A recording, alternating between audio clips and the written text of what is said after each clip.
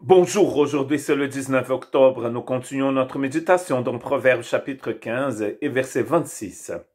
Les pensées mauvaises sont en horreur à l'Éternel, mais les paroles agréables sont pures à ses yeux. Les paroles agréables contrastent ici avec les mauvaises pensées.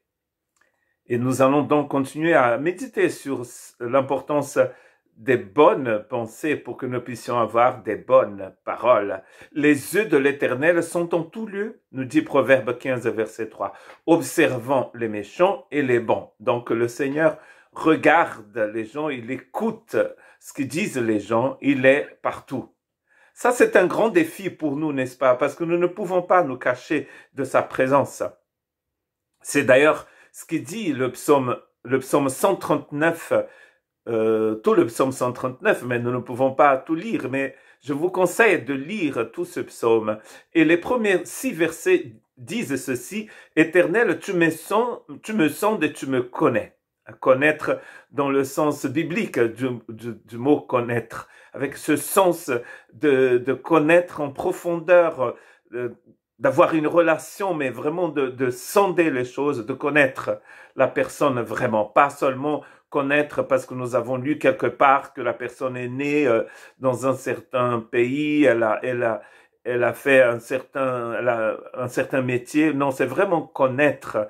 Il sonde, il connaît. Tu sais quand je m'assis et quand je me lève.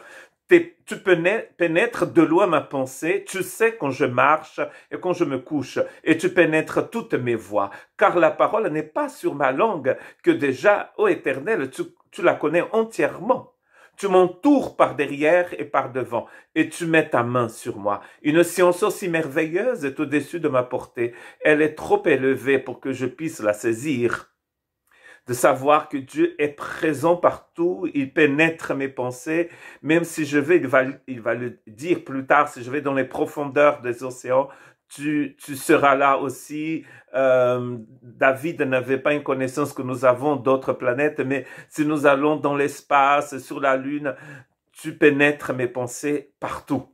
Tu me connais. Et d'ailleurs, il a le sens de pénétrer, donc connaître, n'est-ce pas? Tu pénètres mes pensées, tu connais chacune de mes pensées. Et même avant que je ne dise quoi que ce soit, Dieu connaît mes pensées. Comment allons-nous vivre en sachant que Dieu nous connaît ainsi? Quelles seront nos paroles et notre comportement en sachant que Dieu nous observe, qu'il nous connaît? N'ayons pas peur de Dieu, parce que Dieu pénètre mes pensées. Mais c'est pour m'aider qu'il agit ainsi, qu'il révèle ce que j'ai dans mon cœur. D'ailleurs, David, dans le psaume 139, dans ce psaume-ci, à la fin, il va dire montre-moi si je suis sur une mauvaise voie et conduis-moi sur la voie de l'éternité. Dieu veut nous conduire sur la voie de l'éternité, mais nous avons un cœur qui est parfois très tordu. Dieu veut montrer ce que nous avons dans notre cœur pour que nous puissions changer, comme il a fait avec le peuple d'Israël.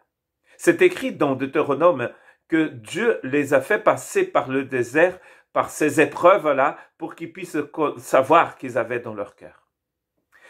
L'épreuve a révélé ce qu'ils avaient dans leur cœur, n'est-ce pas?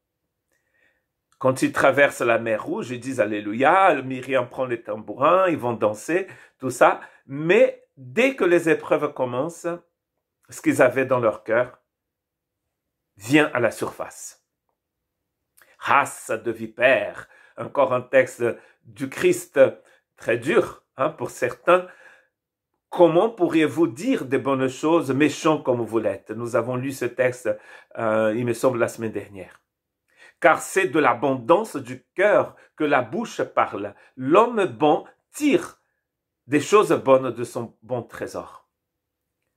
Et c'est là où il va dire aussi que l'arbre mauvais ne peut pas produire des fruits qui sont bons. Jésus va le dire. Et donc, laissons Dieu transformer notre cœur. La pensée de la folie n'est que péché, et le moqueur est une abomination parmi les hommes. La pensée de l'insensé n'est que péché. Dieu le sait et il veut que nous le sachions. Que certaines de nos pensées sont mauvaises. Et ce qui est mauvais ne peut pas produire ce qui est bon. De ce qui est mauvais, nous n'allons récolter que de mauvaises choses. Que Dieu ait pitié de nous et qu'il nous bénisse aujourd'hui.